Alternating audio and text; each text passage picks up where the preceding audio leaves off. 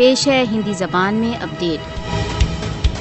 राष्ट्रसंघ के प्रस्तावों में जनमत संग्रह के द्वारा कश्मीरियों के स्वयं निर्णय के अधिकारों का समर्थन किया गया है। कश्मीरी अब भी जनमत संग्रह के संदर्भ में राष्ट्रसंघ के प्रस्तावों के पालन की प्रतीक्षा कर रहे हैं।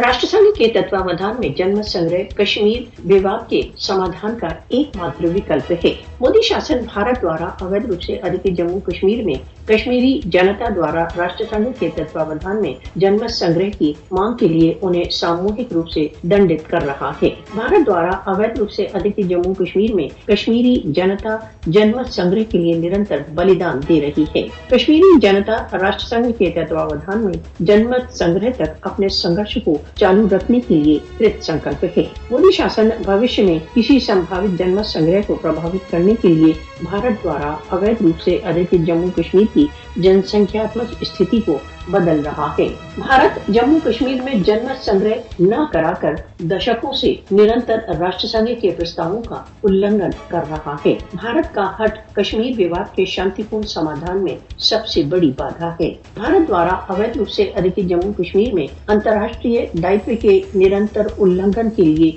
भारत को उत्तरदायी ठहराया जाना चाहिए। क्षेत्र में उस समय तक स्थायी शांति संभव नहीं जब तक कश्मीर विवाद का कश्मीरी जनता की इच्छाओं के अनुसार समाधान नहीं हो जाता। राष्ट्रसंघ भारत द्वारा अवैध रूप से अधिकृत जम्मू कश्मीर में कश्मीर विवाद के समाधान तथा रक्तपात को समाप्त करने के लिए कर्तव्यबद्ध है।